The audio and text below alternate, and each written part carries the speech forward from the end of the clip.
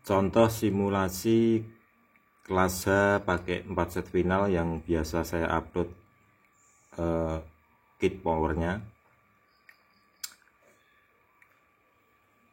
Jadi untuk yang belum paham itu biar bisa memahami ya. Kita punya data semuanya. Jadi kita bikin power ampli itu tidak asal menyolder, tidak asal bikin. Jadi semua pakai data. Kalau yang bicara kita nggak punya data itu karena mereka tidak mengetahui kita. Kalau orang-orang lama pasti tentu paham dengan kita. Jadi kelas A itu tidak sekedar hanya stepper, enggak. Pemahamannya kita harus mencerdaskan ya, bukan membodohi. Kalau membodohi itu gampang, yang sulit itu mencerdaskan. Tak kasih pengertian pengetahuan sedikit tapi bermakna. Contoh sinyal kotak atas bawah, ini respon stepper, sinyal kotak square, atas juga sinyal stepper bagian positif, yang bawah bagian negatif. Untuk yang hijau, untuk yang kuning, ini adalah sinyal output dari OPM power ampli. Terus yang gunung ini merah, ini adalah sinyal output AC dari power ampli. Power ampli itu mengeluarkan sinyal output AC bukan DC. Kalau sudah DC berarti dia sudah clipping. Dan tentu stepper itu mempunyai kerja jangkauan frekuensi. Contoh, stepper A hanya mampu di 4 kilo, stepper B hanya mampu di 6 kilo, stepper C hanya mampu di 7 kilo. Ada juga stepper yang mampu sampai 20 kilo, tetapi itu sangat jarang ada. Dan jikalau ada, itu cuma 100:1 gitu ya. Ingat, kalau meskipun itu ada, itu pun 100:1 ya, perlu dipahami. Terus kelas H itu ya, setiap frekuensi itu wattnya berbeda-beda. Ada yang pada frekuensi 1 Hz, contoh kita ambil wattnya di 1 Hz nya 1000 watt. Di 1 kilo Hz ada yang mampu sampai 1000 watt 8 ohm. Dan setelah frekuensi inputnya dinaikkan sampai 4 kilo Hz, output wattnya terpotong. Contoh dari 1000 watt menjadi 950 watt. Ada seperti itu. Ada juga wattnya yang sampai turun jauh cuma tinggal 900. Terus ada juga yang wattnya turun jauh cuma sampai di 850. Nah, bayangkan. Jadi kalau semakin tinggi inputnya, outputnya banyak juga yang drop.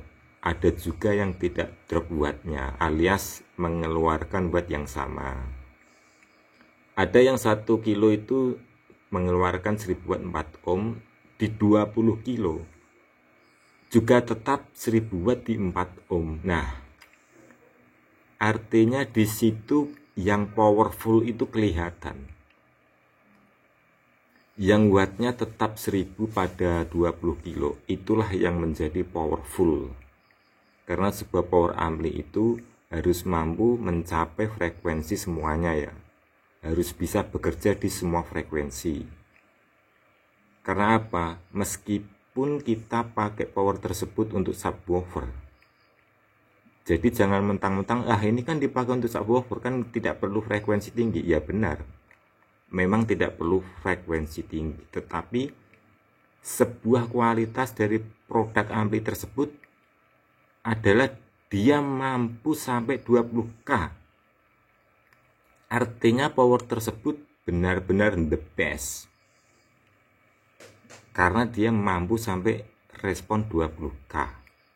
Meskipun kita tidak pakai sampai frekuensi seperti itu, tetapi itu sebuah power ampli yang sesuai dengan kerja frekuensi data atau acuan internasional 20 Hz sampai 20K. Nah, itulah yang menjadi kualitasnya. Jadi misal untuk power mid high, ya jangan dianggap kita kan tidak pakai frekuensi bawah. Kalau pakai untuk mid high saja, ya benar. Tapi kan kalau untuk powernya dia, kalau secara diukur itu mampu sampai 20K dan bawahnya 20 Hz, itu adalah power yang the best. Seperti itu loh. Contoh Anda pakai motor Ninja 250 cc sama motor biasa 110 cc. Artinya kan tidak perlu dicoba, kan pasti yang cc-nya besar itu pasti menang. Tetapi kan kita kalau pakai sehari-hari kan tidak mungkin sampai kita pakai di cc yang tinggi, cc yang besar, kan seperti itu. Jadi ketentuannya stepper itu memberikan kualitas pada ampli tersebut ya, karena dia mempunyai frekuensi. Kerja frekuensinya mampu sampai berapa Hz, berapa kilo Hz. Tidak serta-merta hanya stepper kerjanya switch hanya untuk men-switch tegangan, tidak seperti itu. Stepper juga mempunyai kualitas tersendiri. Ada yang kualitas baik, ada yang kualitas biasa, ada yang kualitas buruk. Tetapi kalau kita membandingkan kualitas buruk, kualitas baik itu ya sah-sah saja, namanya membandingkan. Terkecuali kita sebut merek A, B, C, D, ini kalah sama merek A, ini kalah sama merek B, ini kalah sama merek C. Nah, itu baru kita keliru karena menurut asumsi pribadi. Kan seperti itu. Terkecuali diwakili dari masing-masing produk. Nah, itu nggak masalah. Ya memang kalau bicara secara belak-belakan, jujur-jujuran, kalau bicara kualitas ya itu pasti banyak yang akan tersakiti. Kan seperti itu. Itu bagi orang-orang yang pemahamannya belum sampai di situ. Kalau sudah sampai di situ ya wajar-wajar saja. Toh namanya orang simulasi seperti ini yang membandingkan itu kan hal sehari-hari. Karena membuat sesuatu itu kan pasti yang terbaik dari yang baik, kan begitu. Contoh saya bikin simulasi ya pasti ratusan skema saya coba, kan seperti itu. Enggak cuma 1-2, ratusan bandingannya itu. Jadi contoh kita simulasi 100 jenis power, mana yang baik, mana yang terbaik, yaitu kita buat, kan seperti itu. Jadi kalau saya simulasikan power A, B, C ya tentu ada kualitasnya sendiri-sendiri. Kalau saya mau buka-bukaan ya bisa saya bongkar semua buka-bukaan. Tapi kan etika. Kita masih punya etika untuk menjaga nama baik, untuk menjaga sopan santun. Jadi kita cukup membandingkan, kita nilai sendiri, dan apa yang kita nilai itu berdasarkan dengan hasil yang kita simulasikan, seperti itu. Jadi asumsinya sendiri tapi punya data. Jadi berasumsi dengan data. Bukan berasumsi dengan kata-kata orang, beda cerita. Kalau berasumsi dengan kata-kata orang itu berarti Anda kan tidak mempunyai data. Jadi penjelasannya cukup segini saja, semoga bisa dipahami. Jika pun ada yang bisa menerima ya mungkin itu adalah salah satu orang yang ingin maju, ingin mengerti, ingin menambah wawasan. Tetapi kalau ada yang sewot, ada yang apa ya biarkan saja. Kalau mereka punya data ya disuruh upload juga datanya, kan enak. Jadi inilah hasilnya seperti ini. Dan simulasi itu tidak bisa direkayasa. Bekerja dengan real.